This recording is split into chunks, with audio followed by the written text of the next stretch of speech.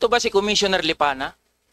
Wala po. He is on medical leave, Your Honor. He is on medical leave. Totoo ba na yung asawa ni Commissioner Lipana ay ang President and General Manager ng Olympus Mining and Builders Group na nakapag-secure ng 200 million peso worth ng DPWH flood control project? Yun po ang aming yung nag-gather.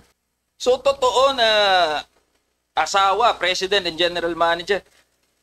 So na-award yung mga yan while Commissioner ng Commission on Audit, itong si Commissioner Lipana, the very same commission tasked to audit DPWH projects. Tama po ba?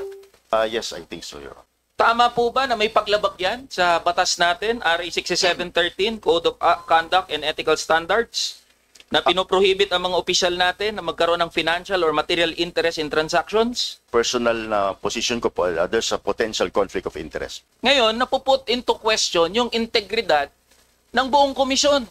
Kasi yung isang commissioner nyo, may asawa na kontraktor na nakapag-secure at nakapag-bag ng mga proyekto.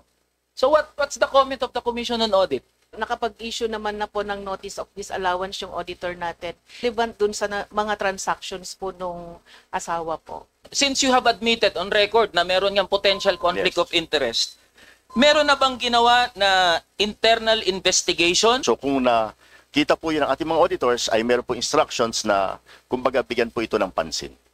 Mr. Chair, I'm just wrapping up po. So yan po yung pinupunto natin.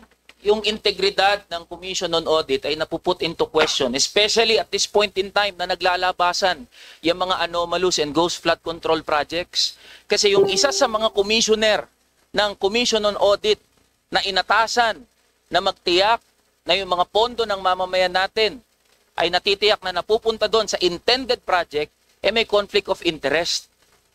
So kaya inaasahan po namin sa Commission on Audit na maglulunsad ng investigasyon partikular dito halimbawa kay Commissioner Lipana